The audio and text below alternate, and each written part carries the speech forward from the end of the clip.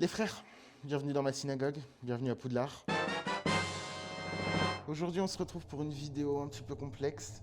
Ça va être la première vidéo de ma chaîne YouTube, mais ça va être l'une des vidéos déjà les plus importantes, je pense. Je voulais revenir sur un sujet abordé au QG, chez Jimmy Labeu et Guillaume Play. On avait parlé des tentatives de manipulation d'opinion publique par le biais des réseaux sociaux et notamment Twitter. Donc aujourd'hui, je voulais revenir sur ce qui me concernait, c'est-à-dire une enquête qui a été menée par Xorz, qui est un chercheur en cybersécurité français. Et c'est une enquête en fait qui a été menée à partir d'un tweet qui m'a été envoyé. Un tweet d'un compte qui s'appelle Islam Mon Amour.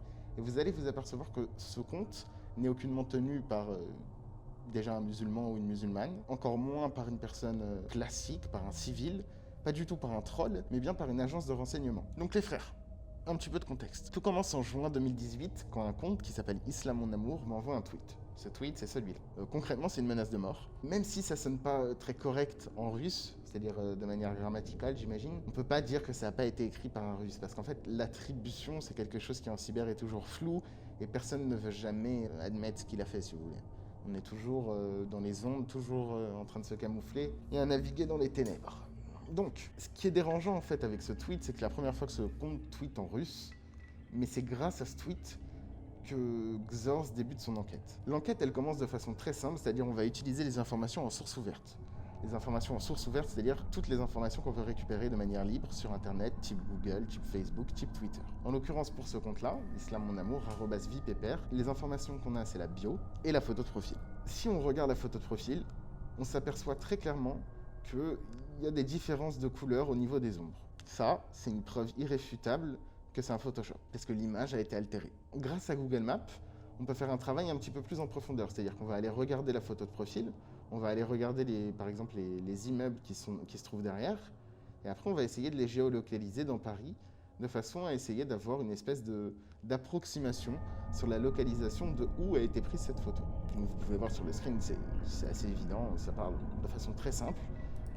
Et on s'aperçoit en fait que si on Google l'hôtel Shangri-La Paris, on retrouve exactement sur leur rooftop, sur leur terrasse café, la même photo que Islam Mon Amour. On peut donc s'apercevoir que la personne qui a créé la photo de profil de Islam Mon Amour a pris d'abord cette photo et a rajouté la photo de cette jeune fille par-dessus. C'est un match, c'est parfait, c'est cachère, tout est validé. Donc ça déjà, c'est un gros élément qui nous indique à penser que c'est quelque chose de sérieux. Parce que quelqu'un qui veut troll, il va pas aller se casser la tête à faire ça. Ça, c'est quelque chose de haute voltige. Concrètement, il y a un travail qui a été fait pour vous faire croire que cette photo est réelle. Pour après vous inciter à penser que les tweets de cette personne sont réels, puisque c'est censé être une vraie personne. Et donc les tweets, justement, ils sont sans équivoque, c'est-à-dire qu'ils parlent d'eux-mêmes. Quand on regarde ce qui est un petit peu tweeté par cette personne, tout est fait pour salir l'image de l'islam, en fait. Donc le but de ce compte, en fait, c'est de tweeter des dingueries sur l'islam pour après interagir avec un autre compte, un compte qui s'appelle Vive Marine, qui lui est un compte donc d'extrême droite. Cette polarisation entre le compte A et le compte B, elle va permettre de faire interagir deux mondes que tout oppose en fait. Pourquoi les gens font ça ? Enfin, pourquoi l'agence de renseignement fait ça ? C'est pour galvaniser les gens. C'est pour polariser au maximum les troupes de façon à créer la discorde. Si je veux vous faire voter Marine Le Pen, c'est beaucoup plus simple de vous faire avoir peur de l'islam que de créer un vrai programme au final. Parce que la peur, c'est le meilleur vecteur de communication. C'est comme ça que tout marche. Donc ce compte-là, il va aller interagir avec le compte Vive Marine. Donc le compte Vive Marine, il y a des éléments qui nous indiquent à penser qu'il est piloté par la même personne qui pilote Islam Mon Amour. Déjà, la première chose, c'est que les deux comptes ont été créés à un jour d'écart. La deuxième chose, c'est la graphie, c'est-à-dire ils utilisent tous du full caps, ils utilisent les mêmes hashtags, ils utilisent concrètement les mêmes éléments de langage en fait. Ils utilisent tous les deux la version web client de Twitter. Ils utilisent tous les deux Twitter pour tweeter sur des informations qui concernent la politique française à des époques clés, c'est-à-dire les primaires de 2016 et les présidentielles de 2017. Ils s'entrefollow, bien évidemment, et ils interagissent entre eux d'une façon trop bizarre.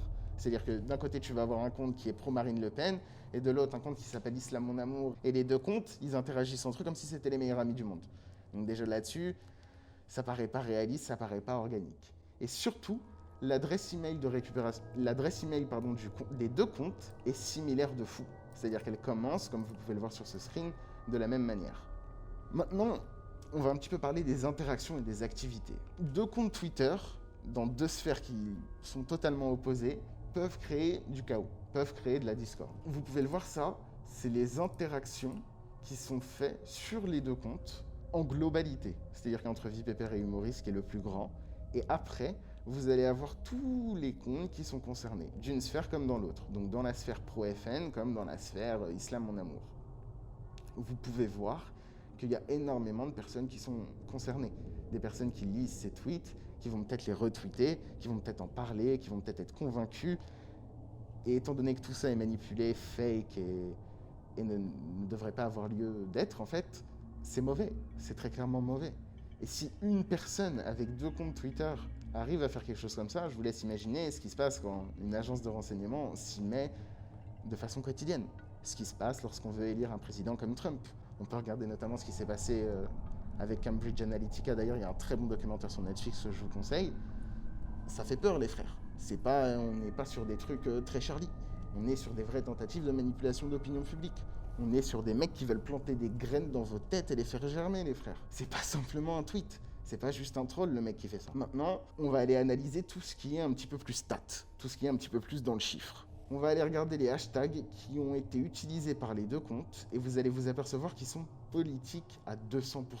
Islam hors d'Europe, 23,5%, donc ça c'est pas très politique, c'est juste simplement raciste. Marine 2017, Sarkozy, Paris, présidentielle 2017, primaire 2016, Juppé, Hollande, et le hashtag followback bien sûr parce que c'est d'ailleurs avec une énorme faute parce que c'est un truc qui doit être utilisé et donc du coup ils pensent pouvoir toucher des gens facilement. Si on regarde maintenant l'activité des comptes avec un outil qui s'appelle Tweets Analyzer qui nous permet en fait d'aller regarder les fréquences à laquelle les tweets sont distribués en fonction des horaires, tout bêtement, et des jours. On s'aperçoit très clairement qu'il y a une espèce de redondance au niveau des horaires ou des périodes à laquelle ces deux comptes tweetent. Concrètement, on s'aperçoit aussi qu'il y a une time zone en UTC plus 3. UTC plus 3, ça nous laisse à penser qu'il y a 2 pays qui sont plus ou moins suspects, ça serait la Russie ou Israël. Maintenant, si vous regardez l'activité des deux comptes, on peut très clairement s'apercevoir que ça correspond en fait à des dates clés des élections présidentielles. Octobre-novembre 2016, on était sur les primaires, et avril 2017, on était sur les élections présidentielles. Je vous rappelle également que la veille du deuxième tour, qui opposait donc Emmanuel Macron à Marine Le Pen, il y a eu les Macron Leaks. Les Macron Leaks qui ont donc suscité énormément de tweets, d'interactions, de paroles, de doutes. Et au final, c'était tellement incroyable que Twitter a dû supprimer le hashtag, en fait. Les frères, une fois qu'on a vu ça, on va avoir une espèce de récapitulatif avec des niveaux de confidence pour plus ou moins se faire une idée de qui a fait ça et le pourquoi on l'a vu. Très concrètement, le pourquoi on l'a vu. Maintenant, on va juste essayer de voir qui a fait ça. La première chose, c'est qu'il y a un tweet en russe, 1 an après la dernière activité des deux comptes. Ce tweet, c'est pour moi, malheureusement. Donc si je finis suicidé de 2 balles dans le dos, les frères, vous savez pourquoi. D'où l'intérêt de faire en sorte que cette vidéo soit ma première également. Il y aura une espèce de foreshadowing de ma mort, ça sera parfait. La deuxième information, c'est la time zone, UTC plus 3. Donc là, on est sur du Moscou. Le troisième point, c'est le fait que la quasi-totalité des tweets sont en français. Le quatrième point, c'est qu'il y a quand même une corrélation évidente avec notre calendrier politique à nous, français, puisqu'on a parlé primaire 2016, et les présidentielles de 2017. Le 5e point, c'est le fait que les comptes ont été créés pendant les primaires de 2016. Le 7e point, c'est qu'ils utilisent des hashtags pour donner de plus en plus de visibilité à leurs tweets, parce qu'ils veulent parler à du monde. Ils veulent pas simplement interagir entre eux. Le but, c'est justement que des gens tombent dans le panneau. Donc ils utilisent des hashtags, ils jouent le jeu de Twitter, en fait, de façon à pouvoir toucher le plus de monde possible. C'est pour ça aussi que c'est des tweets qui sont très violents et qui sont très agressifs. Cette façon à pouvoir vraiment choquer les gens. Parce que c'est le meilleur moyen aussi de pouvoir communiquer une idée. Et enfin, donc déjà les deux comptes, ils essayent de provoquer les extrémistes d'un camp comme de l'autre. Le dernier point, c'est qu'ils utilisent tous les deux Twitter web. Donc au final, en conclusion, on peut dire qu'avec un niveau de certitude assez élevé, il y a au moins un réseau composé de ces deux comptes qui essayent d'opérer de manière plus ou moins secrète, bien évidemment, sur les élections présidentielles françaises. Par le biais de l'islam, bien sûr. Donc les frères, le dernier point que je voulais aborder, c'était après la publication de cette enquête. Il y a le deuxième compte, donc le compte qui s'appelle Vive Marine, qui s'est rename sur Twitter en Larbin des Bois. Donc Larbin des Bois, bien sûr, c'est malheureusement une référence à moi, en fait. Du coup, c'est comme un petit peu une reconnaissance des faits. C'est-à-dire que si le deuxième compte se rename en Larbin des Bois, alors que c'était le premier qui s'appelait Islam mon amour qui m'avait tweet en russe, ça veut dire qu'il y a une espèce de de boucle qui se clôture en fait. Et on ne peut plus douter du fait que ces deux comptes soient un, connectés, deux, pilotés par la même personne, et trois, que je vais bientôt me faire suicider de 2 balles dans le dos par Alexei et Igor. Je précise s'il vous plaît, pour ma lettre de suicide les frères, j'aimerais du Dostoïevski, j'aimerais quelque chose qui soit stylé. Ne me faites pas partir en ayant écrit un SMS les frères s'il vous plaît. Suicidez-moi, mais suicidez-moi d'une belle manière s'il vous plaît. Juste pour clôturer très rapidement, une fois qu'on se rend compte que ces deux comptes sont pilotés par la même personne, que tout ça est fait pour salir l'image de l'islam et que la politique aujourd'hui, ça passe par les réseaux sociaux, notre conscience numérique, elle en prend un coup. On se dit putain, il n'y a peut-être pas que des trolls en fait sur internet, il y a aussi des mecs qui font des choses sérieuses. Et je tiens à vous dire que s'il y a des agences de renseignement qui sont capables de faire ça, et qu'un singe comme moi est impliqué dans ce truc-là, c'est qu'il y a des choses bien plus graves qui se passent. Donc pour tous ceux que je vois qui me disent « c'est pas possible de devenir riche sur internet », mon frère, réveille-toi. Tu vis actuellement dans l'époque où tu as le plus de possibilités au monde en fait. C'est-à-dire que ça n'a jamais été aussi simple de devenir millionnaire. Ça n'a jamais été aussi simple d'accéder à sa liberté financière. Là, on parle comme les mecs qui vendent des formations. Mais tu vois ce que je veux dire. Moi, encore une fois, je suis juste une flèche de direction. Et j'ai pas la prétention de pouvoir faire quoi que ce soit à part vous indiquer des choses. Et aujourd'hui, je voulais vous indiquer que sur Twitter, on pouvait manipuler des gens. On pouvait essayer d'influencer des élections présidentielles. Et malheureusement, ils utilisent l'image de l'islam pour y arriver. Donc voilà les frères. Si cette vidéo vous a plu, n'hésitez pas à vous abonner. Là, je vais vraiment me tailler à Deleven parce que je me dégoûte d'avoir dit ça. On se retrouve bientôt pour de nouvelles aventures du Haut Rabbinat. Bienvenue dans ma synagogue. Le K9 3/4 va rentrer en gare. N'hésitez pas à acheter un billet. Et voilà les frères, à bientôt. Force à vous. On se retrouve bientôt.